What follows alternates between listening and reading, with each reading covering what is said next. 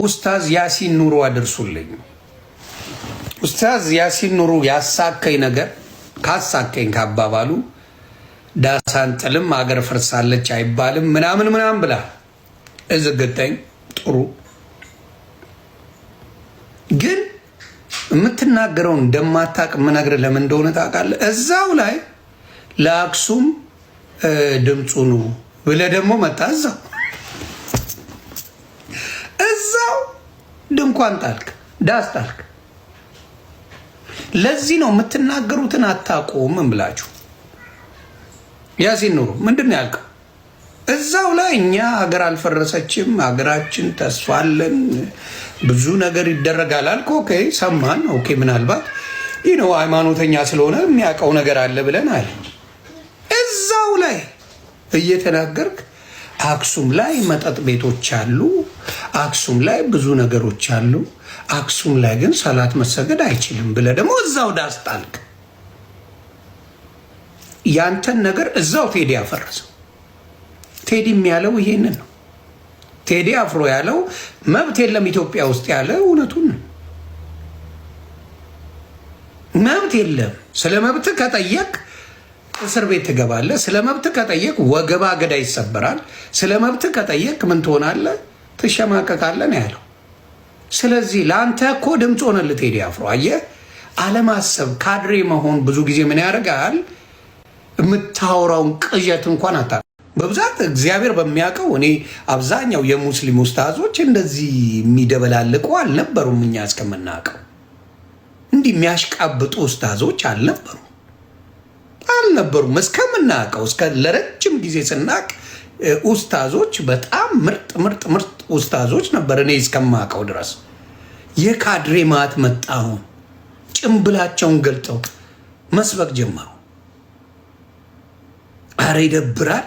ስለ ሀገር ነው የተጮኸው። እኔ ሽንጥና ዳሌ ብሎ መሸቀል ይችላል እኮ ቴዲ አፍሮ። ሽንጥና ዳሌ ቢሆን እንደዚህ ታጓሩ ነበረ። ዳስ አይባልም፣ ጣል አይባልም፣ አገር አትፈርስም ይለናል። ያፈረስካት እንዳንተ ያለው ሰገጡማ ብልሱማ ነው።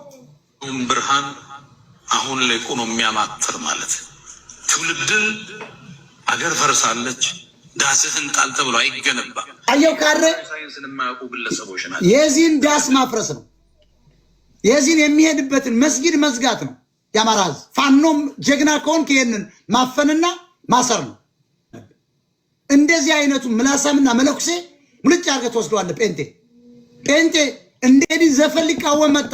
እስልምናማ የኮራ የጠራ እምነት ነው። ኢትዮጵያንም ያስቀጠለው ክርስትናና እስልምና ነው። ሁለቱ ሃይማኖቶች ባይኖሩ ሰው ይበላል። ሁለቱ ሃይማኖት ነው ተከባብሮ ተቻችሎ ቶለራንስ የሚባለው። መስጊድ ክርስቲያኑ እያሰራ ክርስቲያኑ መስጊድ እያሰራ የቀጠለች ሀገር ናት። ምንድነው እስላሞች መሐመድ የማያመልኩበት ማናባት ካገር ወጥቶ ቴዲ አፍሮ በ17 መርፌ የሚለውን ዘፈን አንድ መሪ ወጥቶ አስተያየት አልተሰጠም። አብይስ 10 ጊዜ ነው መግለጫ ያወጣው ስለ ሙዚቃ፣ ስለ አርት፣ ስለምን እያለ ያለቅስልሃል። ሊናዬ እኔ ወድ ትለያለች። ሙዚቃ፣ አርት፣ ጥበብ ማለት አክቲቪስት ማለት አሞራ ማለት ንስር ማለት ጥንቸል ማለት ምን ማለት እያለ ሲዘባረቅልህ ይውላል። አዳነች አበቤ ትመጣለች፣ ሚያሚያው ሚያሚያው ሚያሚያው ትላለች። ፓስተሮች ይመጣሉ ዳስታል ተብለው እንዳለው ሲያለቅሱ ዋሉ። አስለቀሳቸው። ከዚህ በላይ ብቃት አለ እንዴ አባቴ? ከዚህ በላይ እየያለ ከዚህ በላይ የቴዲ አፍሮ ስራ አለ?